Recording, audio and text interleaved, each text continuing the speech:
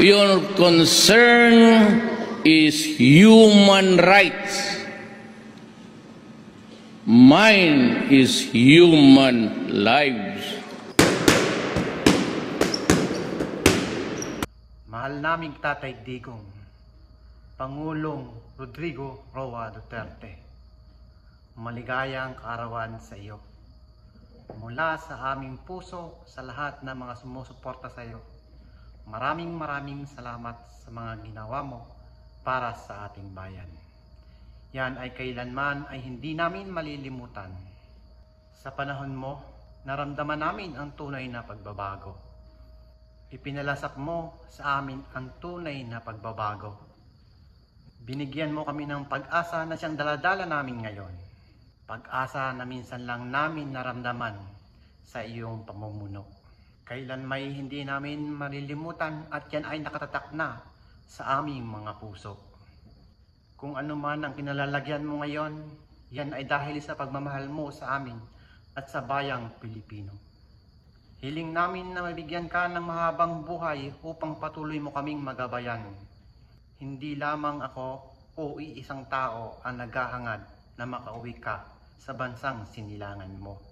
Sapagkat sa aming mga puso nakatatak kung ano man ang magandang ginawa mo. Kung ano man ang kinalalagyan mo ngayon, yan ay dahil sa pagmamahal mo dito sa bayan mo.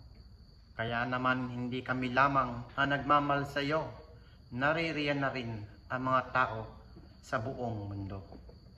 Maligayang kaarawan, mahal naming Pangulo. Mabuhay ka, Tatay Digong, mahal naming Pangulo. Naniniwala kami na magliliwanag ang lahat at sisikat muli ang araw para sa iyo, sapagkat minamahal mo ang sambayanang Pilipino.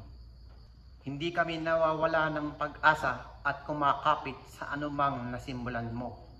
Ang pag-asang ibinigay mo simula nung ikay nasa pwesto.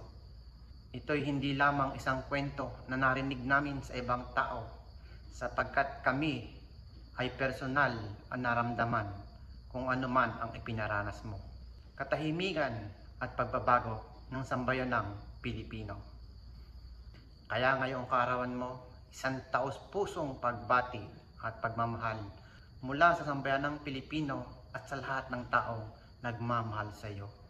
Sana'y mabuhay ka pa ng matagal upang kami ay magabayan mo.